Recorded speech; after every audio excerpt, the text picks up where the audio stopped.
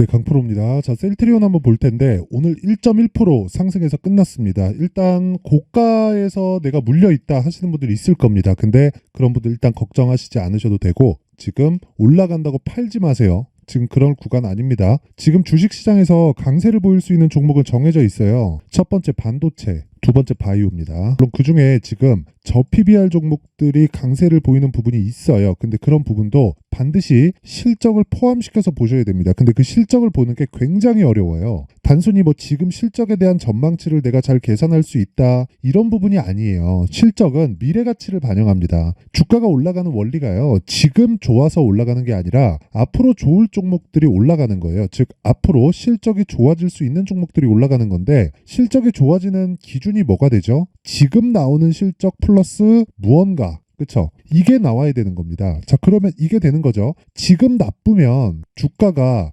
선반영해서 싸고 앞으로 좋아지는 부분이 있으면 실적이 넘길 수 있는 상황이 더 많이 나오겠죠. 그러면 지금 제약주만한 종목이 없죠. 그리고 무엇보다 금리 인하합니다. 하지만 시점에 대한 부분은 모르죠. 내가 만약에 채권을 투자를 한다. 그렇죠. 레버리지를 막 3배씩 4배씩 땡겨다가 채권 투자를 할 것 같은 경우에는 금리에 굉장히 민감하게 봐야 되는 게 맞습니다. 하지만 여기서 우리가 하나 생각을 해보자고요. 채권을 투자하는 게 아니라 채권의 이 가격을 결정하는 금리의 변화는 이제 하락 쪽으로 방향을 잡습니다. 하지만 시점에 대한 부분은 미국 연준에서 결정을 하죠. 그러면 결과적으로 방향은 결정됐다. 어디로? 하락 구간으로. 근데 시점에 대한 문제가 있다. 하지만 길게 가진 못한다. 뭐 3월 달에 할지 4월 달에 할지 5월 달에 할지 이게 중요한 게 아니라는 겁니다. 결과적으로 금리는 다 올라왔고 단지 물가가 연준에서 원하는 수치만큼 빠르게 내려왔지만 왜?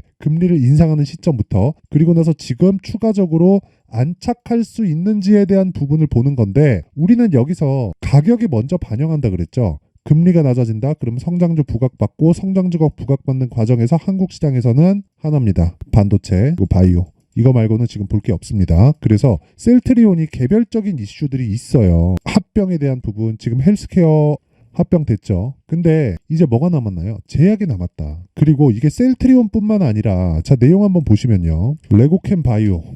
자 어떻습니까? 정확하게 12월 말 1월 초 고가 형성하고 빠졌죠. 근데 뭐예요? 신고가예요. 셀트리온 달라요? 똑같습니다. 그렇죠? 뭐 다 동일합니다. 내용은 다 달라요. 레고캠바이오 같은 경우에 얀센에 2.2조짜리 기술 수출 계약 들어왔죠. 그러면서 상승시켰지만 충분히 하락을 거쳤고 우리는 확인하고 매수할 수 있는 상황을 만든다. 그 부분 반드시 기억하시고 자 그리고 뭐 HLB 같은 경우에는 오늘까지도 굉장히 크게 강세를 보였어요. HLB 한번 보세요. 동일하게 강세를 보였는데 HLB가 먼저 치고 나갔죠. 그렇죠. 조정 없는 주식 없습니다. HLB가 방향을 잡아줬을 때 다른 바이오 종목들도 그에 맞춰서 움직이게 되어 있고 우리는 거기서 타점을 명확히 잡는 게 중요합니다. 그리고 다른 종목들도 마찬가지입니다. 지금 바이오 중에서 집중해야 될 건 뭐 종근당 같은 거. 자, 보세요. 지금 내용이 다 똑같습니다. 시세가 다 똑같이 움직이잖아요. 근데 내용이 다 다르죠. 자, 종근당. 그렇죠. 1.7조의 기술 수출, HLB, 판매 허가 신청, 그리고 레고캠 바이오, 얀센의 2.2조짜리 기술 수출, 셀트리온, 자체적인 그렇죠. 물량에 대한 문제들 이런 부분들이 다 부각을 받고서 움직이지만 다 동일하게 간단 말이에요. 그렇다는 건 지금 제약주가 움직이고 바이오가 움직이는 기준에는 금리에 대한 영향을 신경 쓰지 않을 수가 없다. 근데 금리에 대한 방향은 정해졌다. 어디로? 하락으로. 하지만 시점에 대한 문제가 있는데 주식시장은 선반영되기 때문에 지금부터 공략을 해야 된다. 그 중에 제가 먼저 공략한 종목을 한번 보여드릴게요. 여기 보시면요. 제가 실제 거래를 한 내용입니다. 여기 보면 키움증권의 0606 화면을 보면 그쵸? 제 계좌에서 일어나고 있는 일이에요. 자, HLB 한번 볼게요. 자, 내용 보면 어떻습니까? 제가 매수를 하고 여기서 매도를 했죠. 뭐 추가적으로 더 가는데 제가 매도를 한 이유는 떨어졌기 때문이 첫 번째고 다시 매수할 수 있기 때문이 두 번째입니다. 그렇기 때문에 저는 미련이 없어요. 자, 실제 수익이 어느 정도 나죠? 매수한 시점부터 다 확인하고 매수했잖아요. 제가 이 저가에 잡았어요? 아닙니다. 여기서 잡았다. 그리고 나서 그쵸. 올라가는 부분 다 보고 나서 떨어지는 거 다 보고 매도해도 31%의 수익이 남습니다. 이런 매매를 해야 되는데 이 종목이 어떤 종목이 신고가잖아요. 바이오가 먼저가 아니라 신고가가 먼저인 게 되어야 됩니다. 그래야 가격 전략이 되는 거예요. 그래서 내가 셀트리온을 포함해서 정말 이 바이오 종목들, 그쵸? 가격을 어떻게 잡아야 되는지 잘 모르겠다 하시는 분들은요. 이번에 제가 소통방에서 제가 강의를 합니다. 소통방으로 들어와서 배우세요. 배우시고 종목 어떻게 공략하는지 여기 제가 타점하고 다 공개를 할 테니까 무료로 진행을 합니다. 구독과 좋아요, 그쵸? 채널 성장을 위해서 구독과 좋아요만 딱 부탁드리고요. 상단에 있는 전화번호로 소통이라고 문자를 보내주시면 제가 소통방 입장 링크를 순차적으로 공유를 해드리도록 하겠습니다. 자, 그리고 다른 종목 보더라도 마찬가지입니다. 1월 달에 반도체 쪽에서도 계속해서 강세를 보였는데 가온칩스 같은 거 한번 봐요. 오늘도 강세를 보였지만 제가 1월 달에 시장이 안 좋았기 때문에 매매를 많이 했죠. 근데 다 수익이에요. 6%, 10%다 수익이에요. 얼마 걸립니까 이거? 한 달도 안 걸리잖아요. 모든 매매는 신고가 구간에서 2주 안에 내가 끝낸다. 그랬을 때 이런 수익을 지속적으로 낼 수 있고요. 그리고 이런 부분을 내는 과정에서 충분히 20%대의 수익을 단 며칠 만에 낼 수 있는 상황을 만들 수 있습니다. 그런 부분을 제가 소통방에서 다 공개를 합니다. 자, 오늘 같은 경우에도 보시면 인터플렉스, GST, 그쵸? 자, 내용 봅니다. 인터플렉스. 자, 보세요. 인터플렉스 제가 1월 달에, 그쵸? 신고가 만들면서 바로 이 매매 붙으면서 어느 정도 수익 나는데 6%. 이 밑에 손절하는 부분이 있지만 이것 정도는 최소한의 리스크로 막을 수 있는 이 최소치입니다. 최소치. 그리고 나서 6% 이렇게 두 번 걸었죠. 이 두 번 매매한 내용은 모두 다 신고가 구간에서 벌어진 일이고 그리고 급락 나오고 오늘 떨어지니까 뭘 해요? 소통방에서 제가 다시 사라. 그렇죠? 자, GST 뭘까요? GST. 자, 어때요? 오늘 15% 상승. 매수 분할 매수 들어갔죠. 근데 어떻게 됩니까? 고가 돌파하면서부터 시작한다. 그렇죠? 어떻게 손절 잡는 그게 중요한 게 아니라는 거예요. 그건 2주 안에 기간으로 잡고 가되 절대로 1% 전후에서 끝나야지 막 치명적으로 5% 맞고 10% 맞고 이렇게 하면 안 된다는 겁니다. 절대 그렇게 하면 안 됩니다. 자, 그래서 진짜 주식시장에서는 신고가만큼 중요한 게 없고 신고가 매매에 대해서 이해를 해야지만 이런 류의 매매를 지속적으로 진행할 수 있고요. 제가 소통방에서 모든 부분을 다 공개를 합니다. 그리고 장 시작 전에 시장가 매수하라고 제가 타점까지 다 공개를 합니다. 물론 장중에 매매하는 경우가 있습니다. 여기 보시면요. 2월 5일입니다. 2월 5일 장중 매매 에브리봇 25,000원. 그쵸? 이때 당시에 어제 10시 4분입니다. 에브리봇 어떻게 됐는지 볼게요. 자, 보세요. 어떻습니까? 그쵸? 매수. 그리고 오늘 17% 급등. 저 아직 안 팔았어요. 떨어지면 팝니다. 아까 전에 제가 HLB 때 보여드렸죠.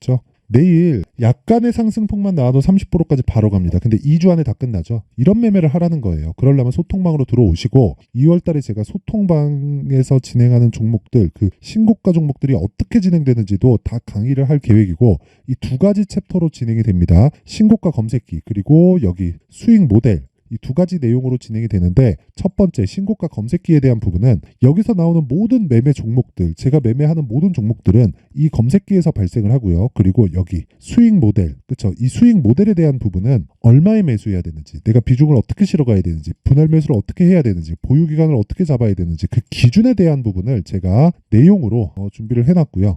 이것도 2월 달에 강의를 하지만 지금 무료로 제가 공개를 하도록 할 테니까 구독과 좋아요 꼭 좀 부탁드리고요. 상단에 있는 전화번호로 참여라고 문자를 보내주시면 제가 소통방 입장 링크와 함께 신고가 검색기 수익 모델을 함께 공유를 해드리도록 하겠습니다. 자, 그리고 다시 셀트리온으로 돌아와서 보면 내용 간단합니다. 셀트리온이 왜 가요? 금리 때문에. 그렇죠. 개별적인 내용이 있기는 하지만 그게 중요한 게 아니라 그랬죠. 언제 합병하나요? 서정진이 언제 무슨 얘기를 하나요? 그런 게 중요한 게 아니라는 거예요. 여기 스텔라라 시밀러 알약 개발 임상 일상 청신호다 스텔라라 임상 결과가 어떻다 이런 게 중요한 게 아니라는 겁니다. 그거는 시장에서 가격 반영을 다 시켜버립니다. 그래서 우리가 가격을 보고 쓸데없이 다른 거에서 기대감을 가지면 진짜 매매 어려워집니다. 내가 여기가 싸다 그래서 여기서 매수한다 그래서 이 끝장까지 가지고 갈 수 있어요? 가지고 갔다 쳐봐요. 그러면 한 달, 두 달, 세 달째 보유하고 한 30%씩 빠지면 여기서 내가 올라가면 팔지 않을 수 있나요? 스텔라라 이게 뭐가 중요하다고?